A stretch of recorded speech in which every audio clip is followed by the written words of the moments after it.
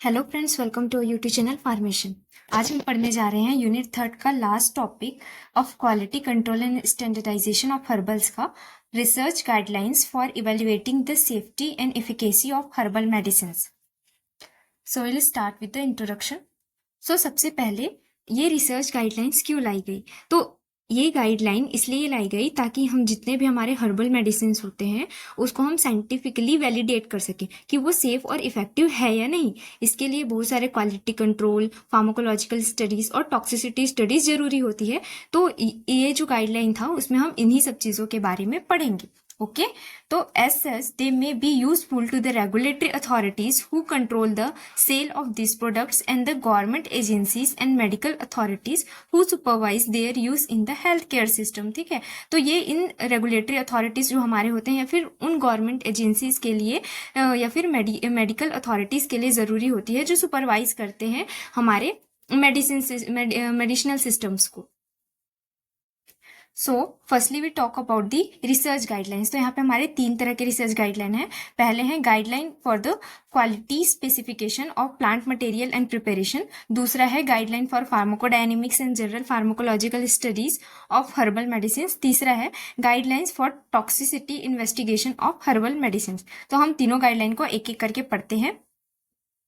So in first guideline, so first is guideline for quality specification of plant material and preparation. हमारे जितने भी plant material जो हम starting में select करते हैं, फिर जब वो प्रिपरेशन जब हम उसको मेडिसिन के फॉर्म में बना लेते हैं तो दोनों में क्या क्या यहाँ पे स्पेसिफिकेशन होते हैं। तो पहला आता है information for fresh, dried and processed plant material. मतलब कि जब हम स्टार्टिंग में प्लांट को चूज करते हैं तो उसके लिए क्या क्या स्पेसिफिकेशन होते हैं, लाइक उसके name and characteristics. Quality specification जिसके अंदर में authenticity, purity, assay, packaging, labelling and storage आता है। फिर सेकंड है हमारा information for medicinal preparation for of plant material. जब उसको हम मेडिसिनल प्रिपरेशन में बना लेते हैं तब क्या होता है, तो उसके अंदर भी स्पेसिफिकेशन है। जैसे हमारे ऊपर में था name and formula of the product. Then quality specification, उसके अंदर में भी authenticity, purity, assay, packaging, labelling and storage आता है। So firstly information for fresh, dried and processed plant material. तो इसका मतलब क्या होता है, इसमें हमारे जो भी हम प्लांट जो ले रहे हैं, है ना, उसको हम कैसे कलेक्ट करते हैं और उसका क्या नाम है, चाहे वो साइंटिफिक नेम हो या इंग्लिश नेम हो, नेटिव नेम हो, कौन से उसका प्लांट पार्ट यूज किया, कौन से उसको आप कौन से फिजिकल कंडीशन में ले रहे हैं, ये सारा आपको उसमें मेंशन करना होता है। एंड कलेक्शन एंड प्रोसेसिंग, मतलब कि आप जब किसी भी प्लांट को सिलेक्ट करते हैं तो उसका कलेक्शन का टाइमिंग क्या है, उसका ड्राइंग एंड प्रोसेसिंग का टाइप क्या है, ये सब चीज़ें। देन डिस्ट्रीब्यूशन एंड हैबिटेट, मतलब कि जो आप जहाँ से उस प्लांट मटेरियल को ले रहे हैं वो वाइल्ड है या कल्टीवेटेड है ना, क्या क्या उसमें केमिकल से पेस्टिसाइड यूज हुए हैं, ये सब की information. Then characterising of the compound, मतलब कि उसमें कौन कौन से प्रोसेसिंग से वो वहाँ पे आपका बदल जाता है, like quantitative and structural information of the active compounds. ठीक है, मतलब कि उसके क्या क्या आपके इंफॉर्मेशन है कंपाउंड्स के, वो सारी चीज़ें। देन नेक्स्ट है आपका क्वालिटी स्पेसिफिकेशन। मीन्स आपका जो प्लांट है वो सही है कि नहीं, उसका मैक्रोस्कोपिक, माइक्रोस्कोपिक फीचर या फिर क्रोमेटोग्राफिक फीचर्स क्या है। ठीक है, प्योरिटी की अगर मैं बात करूं तो यहाँ पे उसमें कोई अनवांटेड चीज़ें जैसे कि इनऑर्गेनिक या ऑर्गेनिक इम्प्योरिटीज तो नहीं है। अगर अस्से की बात करें यहाँ पे, तो जो भी आपकी एक्टिव कंपाउंड है उसकी क्वांटिटी चेक की जाती है यहाँ पे, चाहे वो केमिकल या फिर बायोलॉजिकल मेथड से हो। And last is packaging, labelling and storage, मतलब उसको कैसे पैक करना है, उसमें जो लेबल हम लगाने वाले हैं उस पर कैसी कैसी जानकारी रहेगी, ये सारी चीज़ें इसमें मेंशन होती है। Then next is information for medicinal preparation of plant material. अब जब मेडिसिनल प्रिपरेशन बन जाता है उसके बाद उसमें क्या क्या इंफॉर्मेशन रहती है, तो फर्स्ट इज वही सेम है, name and formula of the product, मतलब कि नाम और कौन सा उसका फॉर्मूला क्या है। Okay, then next is composition. Composition मतलब कि 1000 ग्राम पर ml में कितना इंग्रेडिएंट है या फिर उसमें कौन से आपने एक्सिपिएंट यूज किए हैं, ये सब आपको वहाँ पे नोट करना है। Then preparation method, preparation method में जैसे कि एक्सट्रैक्शन, अपने कौन सा एक्सट्रैक्शन किया है, उसमें कौन सा सॉल्वेंट यूज किया है, कौन से टेम्परेचर कंडीशन पे किया है। ठीक है, ये सारी चीज़ें आपको यहाँ पे मैंशन करनी होती है। Then active constituent, okay, important chemical जो कंपाउंड जो वहाँ पे मेनली इन्वॉल्व हो रहा है उसके बारे में इंफॉर्मेशन। देन नेक्स्ट होती है क्वालिटी स्पेसिफिकेशन। इसमें भी वही सारी इंफॉर्मेशन आती है जो हमने अभी पढ़ा।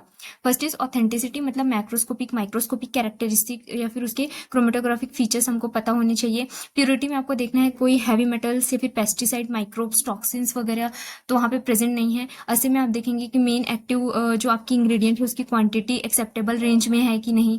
देन लास्ट है packaging labelling and storage. Okay, तो यहाँ पे आप देखेंगे मतलब कि जो भी आपका प्रॉपर पैकेजिंग या फिर लेबलिंग है वो जैसा गाइडलाइन में बताया गया है वैसा है कि नहीं।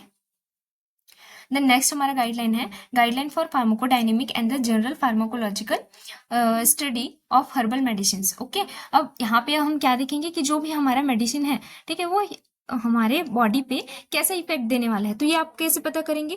फार्माकोलॉजिकल स्टडी से, एनिमल स्टडी से। हम क्या करते हैं, एनिमल स्टडी करते हैं, उसके बॉडी पे, मतलब हम एनिमल के ऊपर इफेक्ट देखते हैं।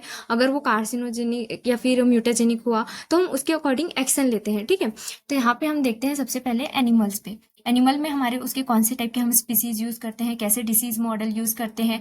देन एडमिनिस्ट्रेशन में हम देखेंगे कि कैसा रूट ऑफ एडमिनिस्ट्रेशन यूज करेंगे, कितनी फ्रिक्वेंसी, कंट्रोल ग्रुप कैसा होना चाहिए, ये सब के बारे में हम पढ़ते हैं। एनिमल्स की बात करते हैं तो स्पीसीज एंड कैरेक्टरिस्टिक्स, तो यहाँ पे आप माउस या फिर रैट वगैरह ले सकते हैं। इसके एज, सेक्स या फिर उसको कैसे कंडीशन पे हमको होल्ड करना है, ये सारी चीज़ें। देन नेक्स्ट आती है हमारा यहाँ पे डिसीज मॉडल। तो जो डिसीज मॉडल्स होते हैं उसमें हमको ऐसे एनिमल मॉडल यूज करना होता है जो ह्यूमन डिसीज को जिसमें हम ह्यूमन डिसीज को रेप्लिकेट कर सकें, मतलब वैसा ही डिसीज कंडीशन। फिर उस पर हम मतलब कि जो भी हमारे हर्बल मेडिसिन है उसको अप्लाई करेंगे।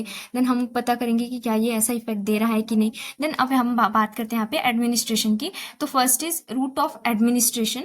तो हम ओरल सबसे कॉमन और प्रिफर्ड रूट मानते हैं, इसलिए हम ओरल सबसे कॉमनली यूज़ करते हैं, क्योंकि ह्यूमंस में भी ओरली जो ड्रग होते हैं वो मैक्सिमम टाइम लिए जाते हैं, ठीक है। और कभी कभी ये पेरेंटल भी हो सकता है। देन फ्रीक्वेंसी, मतलब कितनी बार देना है, वो क्लिनिकल डोज के हिसाब से होता है कि आप कितनी बार देने वाले हैं उस पर्टिकुलर मेडिसिन के डोज को। Okay, then control group. Control group में दो तरह के ग्रुप आते हैं, एक निगेटिव कंट्रोल, एक पॉजिटिव कंट्रोल। निगेटिव कंट्रोल जिसको हम कोई ड्रग नहीं देते, वो बिना ड्रग का होता है, उसमें उसको हम सिर्फ व्हीकल या कोई भी तरह का सॉल्वेंट देते हैं जिसमें कोई एक्टिव इंग्रेडिएंट नहीं होता। दूसरा होता है हमारा पॉजिटिव कंट्रोल, जिसमें हमारा नॉन ड्रग होता है और जिसका इफेक्ट हमको पता होता है। ओके, सो लिखा है यहाँ पे control group study must include a negative control where vehicle only and if possible a positive control where the non drug effect. Then हमारा नेक्स्ट गाइडलाइन है guideline for toxicity investigation of herbal medicine. Okay, यहाँ पे हमारे 3 तरह के toxicity आते हैं, acute toxicity test, long term toxicity test, और एक आता है हमारा यहाँ पे लोकल टॉक्सिसिटी। ओके, तो हम एक एक करके सबको पढ़ते हैं। एक्यूट टॉक्सिसिटी में आते हैं हमारे animal species, number of animals, dose level, उसका observation, sex, route of admission and the frequency. Long term toxicity में भी सेम यही पॉइंट्स आते हैं।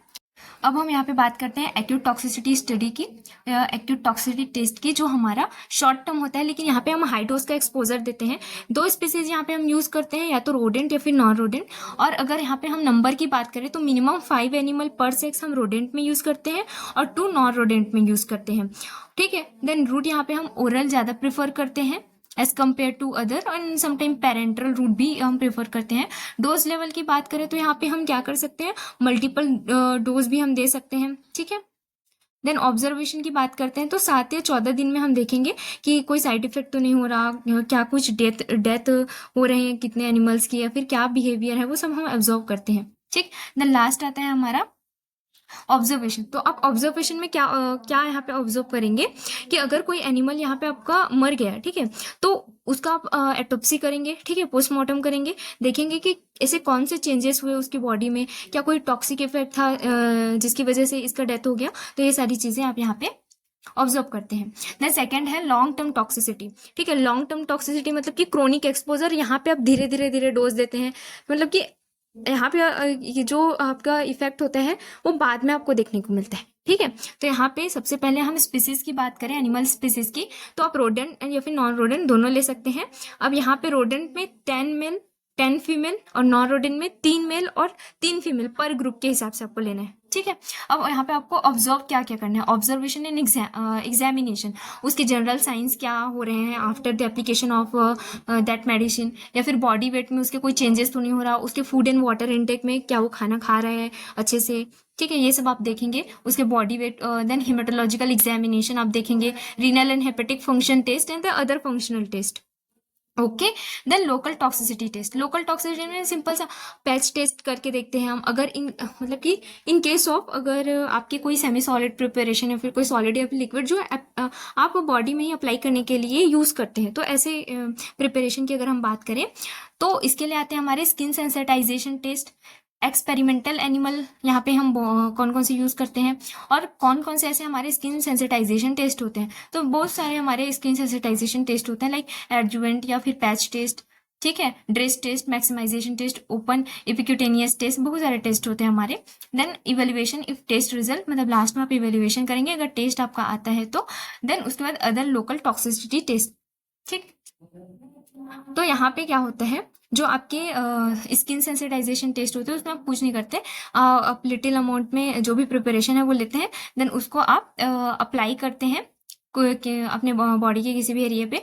देन वहाँ पे आप देखते हैं अगर कोई रिएक्शन हो रहा है तो उसमें कोई ऐसे केमिकल्स हैं जो यहाँ पे आपको सेंसिटाइजेशन कॉज कर रहे हैं, अगर नहीं है तो वो हमारा जो भी मेडिसिन है वो सेफ है। Then next is special toxicity test, ये हमने प्रीवियस वीडियो पे भी बात किया था, म्यूटेजेनिक टेस्ट, जिसमें हमारे reverse mutation test in bacteria, इसके लिए हमने साल्मोनेला टाइफी लिया था। ये सब हमने पहले ही पढ़ा था ये सब, जिसमें स्ट्रेन, उसका कौन सा हम स्ट्रेन लेते हैं, कौन सा डोज लेवल है, control group and metabolic activation.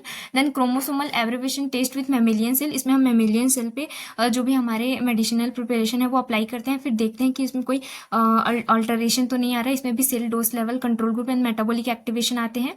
Then micronucleus test with rodents, इसमें हम कुछ नहीं करते, जो आपके बोन होते हैं वहां से जो बोन मैरो को स्मीयर लेते हैं उसमें से हम माइक्रोन्यूक्लियाई को काउंट करते हैं, ओके। सो पहला है यहाँ पे हमारा म्यूटाजेनिक टेस्ट, तो इसको हम रिवर्स म्यूटेशन भी कहते हैं और इसको हम MS टेस्ट के नाम से भी जानते हैं। यहाँ पे हमारा टेस्ट मेथड जो यूज होता है reverse mutation test using the bacteria like Salmonella strains, Salmonella के बहुत सारे हम स्ट्रेन्स यहाँ पे यूज करते हैं। देन कंट्रोल ग्रुप की बात करें तो नेगेटिव कंट्रोल होगा जिसमें हम ओनली सॉल्वेंट देंगे, एंड पॉजिटिव कंट्रोल जिसमें हम म्यूटाजेन यूज करते हैं। प्रोसीजर्स की बात करें तो 2 प्रोसीजर होते हैं, प्री इंक्यूबेशन या फिर प्लेट इनकॉर्पोरेशन। देन रिजल्ट की बात करें तो यहाँ पे आप रिजल्ट में क्या ऑब्जर्व करेंगे कि कितनी म्यूटेशन हुई, ओके, उसी को हम बोलते हैं रिवर्टेंट कॉलोनीज। देन नेक्स्ट है हमारा क्रोमोसोमल एब्रिवेशन टेस्ट, जिसको हम मेमेलियन सेल्स पे करते हैं। इसमें हम कल्चर्ड सेल का यूज करते हैं, क्रोमोसोम्स को हम ऑब्जर्व करते हैं उसके मेटाफेज में, ओके। देन हम काउंट करते हैं क्रोमोसोमल चेंजेस को, मतलब कितनी अबनॉर्मेलिटीज हुई। देन थर्ड है आपका माइक्रोन्यूक्लियस टेस्ट इन रोडेंट्स, ओके। इसमें आप देखते हैं कम से कम यहाँ पे आप मेल माइस को यूज करते हैं कम से कम 5 मतलब 5 पर ग्रुप, ओके। देन ड्रग देने के बाद अब यहाँ पे बोन मैरो का स्मीयर लेते हैं, फिर माइक्रोन्यूक्लियाई को काउंट करते हैं, okay. Then last is evaluation of result. अब आपने इतना सब कुछ किया तो लास्ट में आपको इवेल्युएट करना पड़ेगा कि क्या कंक्लूजन आया। तो आप देखेंगे कि कौन सा मतलब कि सब्सटेंस है वो अगर कार्सिनोजेनिक है तो, है ना, तो ट्यूमर कंट्रोल ग्रुप में है या फिर टेस्ट ग्रुप में है वो आपको देखना पड़ेगा, ठीक है। अगर टेस्ट ग्रुप में जल्दी आपका ट्यूमर आया है कि इसमें पहले ट्यूमर आया है ये आपको देखना है, ठीक है। किस किस ऑर्गन में ज़्यादा ट्यूमर हुए हैं आपको ये सारी चीज़ें यहाँ पे अल्टीमेटली इवेल्युएट करना है, okay. So thank you, this is all about this topic. इस टॉपिक में कुछ नहीं था, इसमें हम सिर्फ एक गाइडलाइंस के बारे में पढ़ते हैं हमारे हर्बल मेडिसिन को, ताकि वो हमारा सेफ है, इफेक्टिव है या नहीं ये हम पता कर सकें। सो फ्रेंड्स, आज हमारा यूनिट 3 कंप्लीट हो गया, हम आगे लेक्चर में यूनिट 4 कवर करेंगे। सो फ्रेंड्स, अगर आपको वीडियो अच्छी लगी हो तो please like, subscribe and share जरूर करें। आप हैंड रिटन नोट्स के लिए हमारे टेलीग्राम ग्रुप या वेबसाइट पे भी जा सकते हैं, जिसका लिंक डिस्क्रिप्शन में है।